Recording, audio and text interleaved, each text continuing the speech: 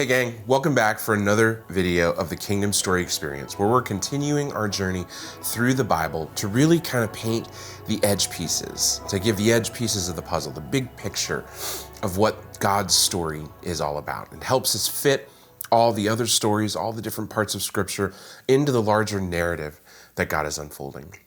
And last story we talked about was an amazing story where the Israelites had been sent into exile. God sent them into exile to be in Babylon. And in Babylon, they were told to seek the shalom of the city. And in seeking the shalom of the city, they would find their own shalom. God's plans for his people were to build houses, to plant gardens and to eat what they produce, to marry and have children, and to have their children marry. They were to increase and not decrease. God wanted them to be blessed, to be a blessing, as they were called to do in Genesis 12. Well, our next story is going to come from the book of Daniel. And this is quite an interesting picture of the Israelites in captivity. As we read through the book of Daniel, if you have not, you'll see that there are very few that are following God anymore. Daniel being one of them, his three friends, Meshach, Shadrach, and Abednego, they seem to be the only ones in Babylon that are not bowing down to the king and to his idols. And that is our story today. Is like, how do we live in exile? There are some social prophets today. There are some of our own prophets in the Christian faith that look at us, those of us that are in the United States, that as Christians, perhaps we're living in exile now. We're not necessarily living in a Christian nation. I don't think it's God's desire that he be having a Christian nation again, such as what he did with Jerusalem. I think he desires that the whole world be one that follows him. But the United States is moving increasingly away from the morals and the values that Christians have held dear for quite some time. And so how do we live in exile? How do we live without bowing down to the idols and the gods that are being presented to us today?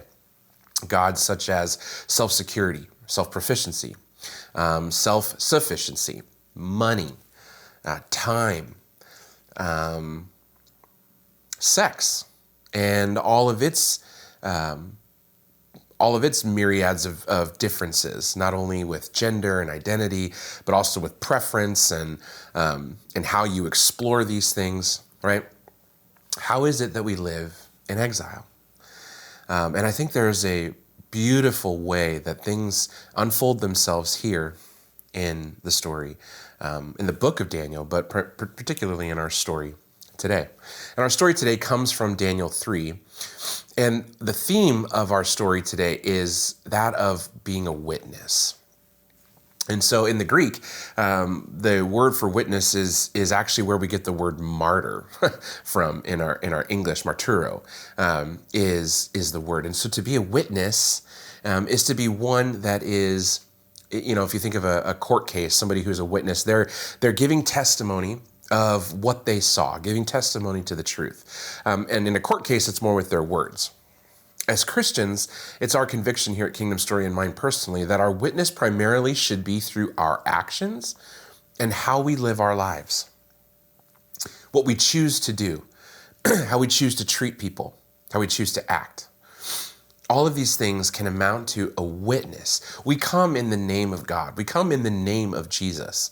And as one who comes in the name of Jesus, I'm representing my King anywhere that I go.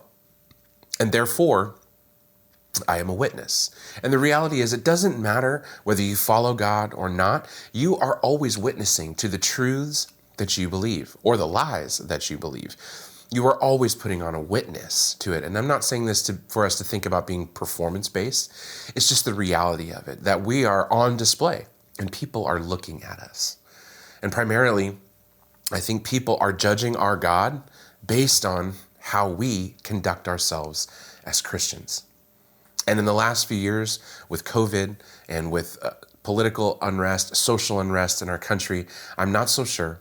I can't say that the church and Christians in general have been a very good witness to what it is that our God calls us to in these times. And there has been a very distorted view of God that has come out because we are not witnessing well. And I don't blame or shame that on anyone. I think the reality is we don't know how to do it. And that is causing some problems.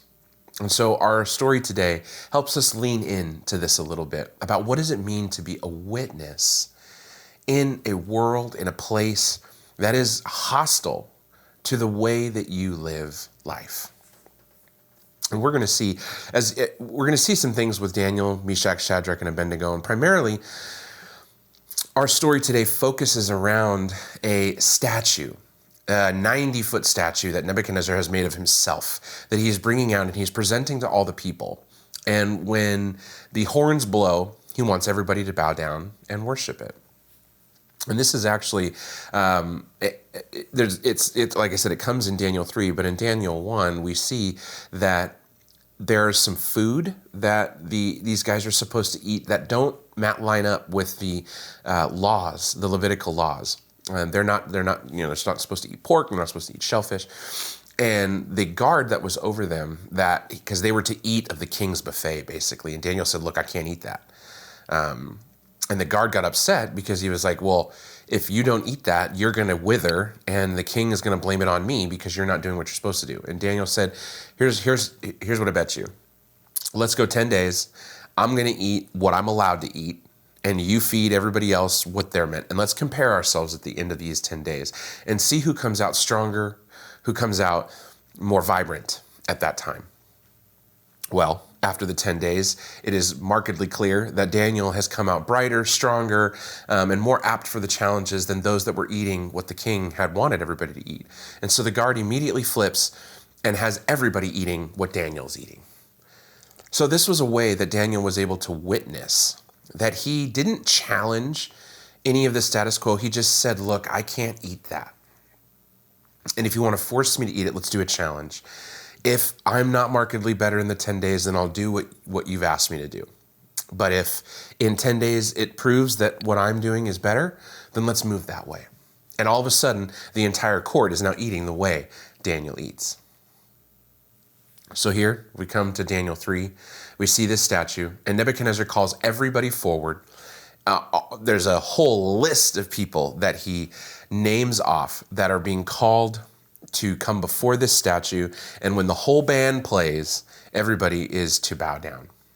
Well, when the band sounds off, everybody hits the deck, except for Meshach, Shadrach, and Abednego.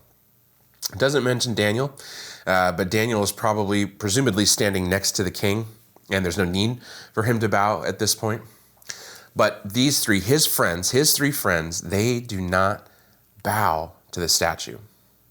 Well, there are some other council kind of members to the king that see this, and they don't like Meshach, Shadrach, and Abednego because they've been getting elevated kind of in their position, and they're worried about their own positions being taken because of these Hebrews, these Israelites that have come over.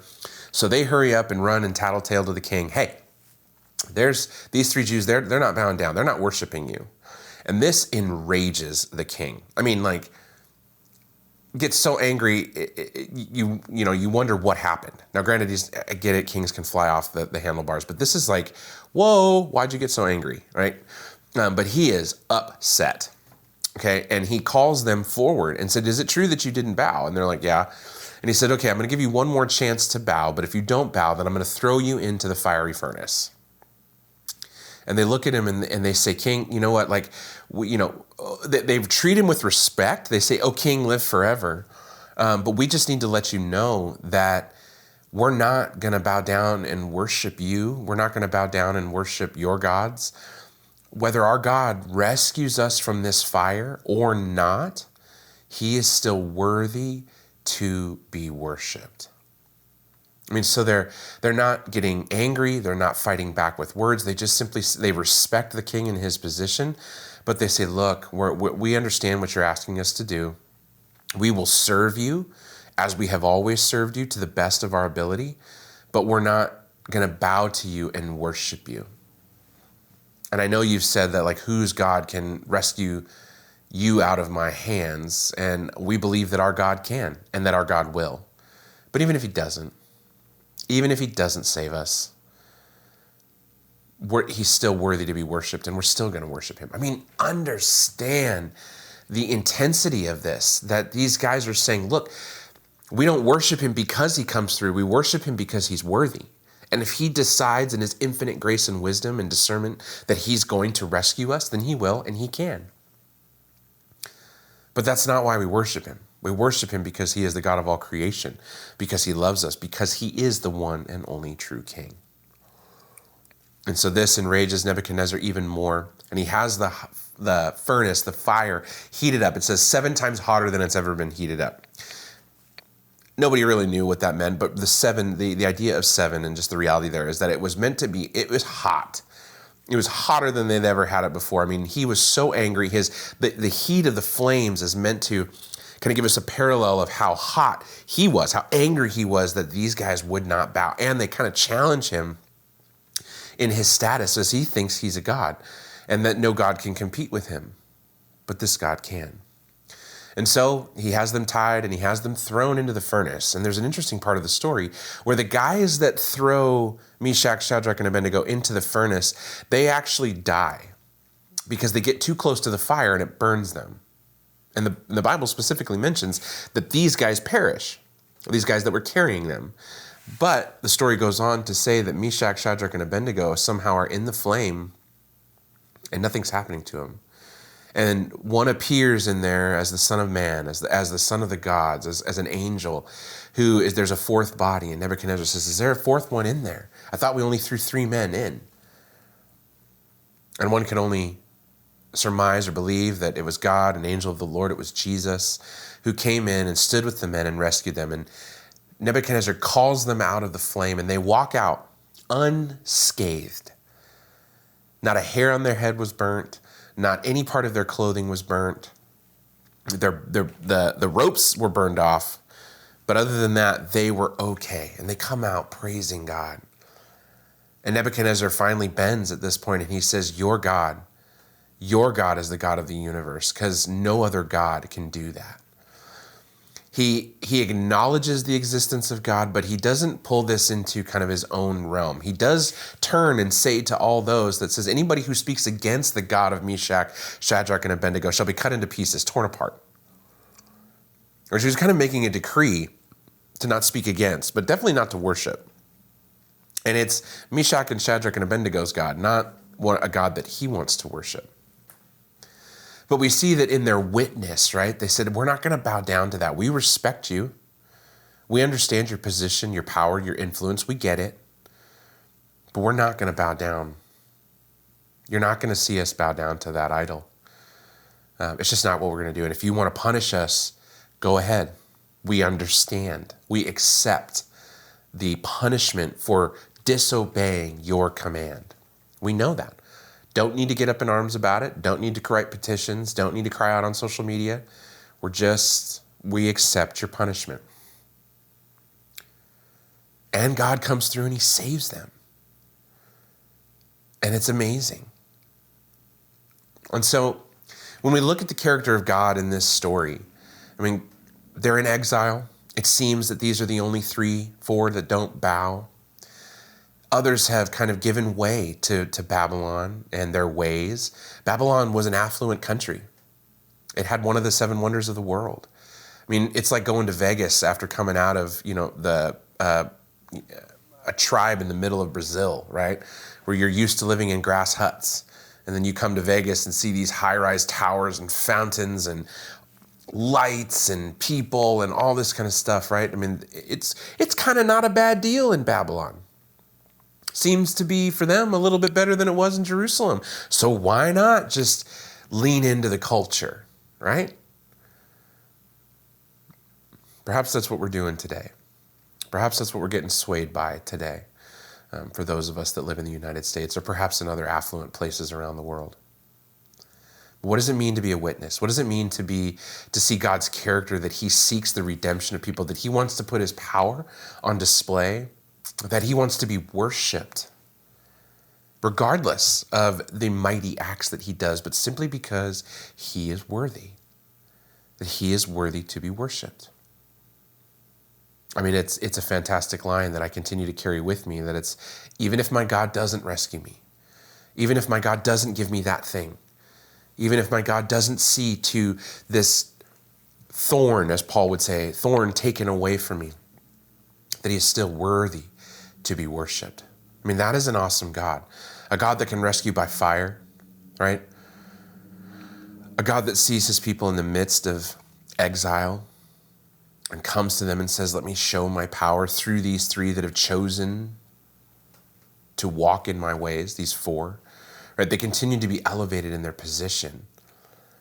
Daniel eventually becomes second in command to two different kings. He overcomes the lion's den, which is a famous story of Daniel, right? All because he will not bow down. The story of the Daniel and the lion's den is they restricted prayer, and he was going to pray 3 days, or 3 times a day at least, to his God, and he never stopped praying. And so the king's order and decree sent Daniel into the lion's den, and God protected Daniel there. So what does it mean to follow that kind of God? A God who is worthy to be worshiped, a God who can protect you from the mouth of the lions, a God who can rescue you from the fire, a God who, besides all of that, is worthy to be worshiped because of his love for us, because of the good things he's made in creation. That is the God that we worship. And so my challenge to you this week is how do we witness? Where's an area of our lives that we need to change that is a better witness? It could be simple as this. How do you treat your waitress at a restaurant? How do you treat the cashier that's ringing you out at the grocery store? How do you treat the guy that comes up and asks you if you've got any extra money while you're filling up your gas tank? How do you treat your neighbor who is not being very neighborly in any stretch of the imagination? How do you stand up for what you believe is right despite what everybody else around you is saying or doing? And being willing to accept the consequences if what you're standing up for and how you stand up is against the tide. It can be pretty powerful for us to witness in specific ways without anger, without malice, without violence, without needing to get our own way. We just simply place our trust in the Lord and say, no, I will not bow down to that idol. And God may or may not rescue me, but even if he doesn't, he's still worthy to be worshiped. That's how we're meant to live in exile. And next week, when we see our video from Nehemiah, we'll be returning from exile, and we're going to see what life is like, during that time, and also some really good, but also really negative leadership skills from Nehemiah. So if you like this video, I pray that you like it, that you hit the subscribe button, that you share this with anybody that you think needs a little deeper look into the biblical story. I also invite you to www.thekingdomstory.org, where we have the opportunity for you to purchase a course, an online course that takes you much more deeply into the Old Testament and eventually the New Testament here soon. But we want you to experience the story and see how your story, God's story, and the cultural story come to this place of convergence where some really fantastic and amazing things can happen in the Lord. So I continue to pray for you. I continue to seek your shalom, as we thought of in the last lesson, and I pray that you would find a way to stand up, stand out, and stand firm in the week ahead. And until we see each other again, I hope you continue to find your place in God's story.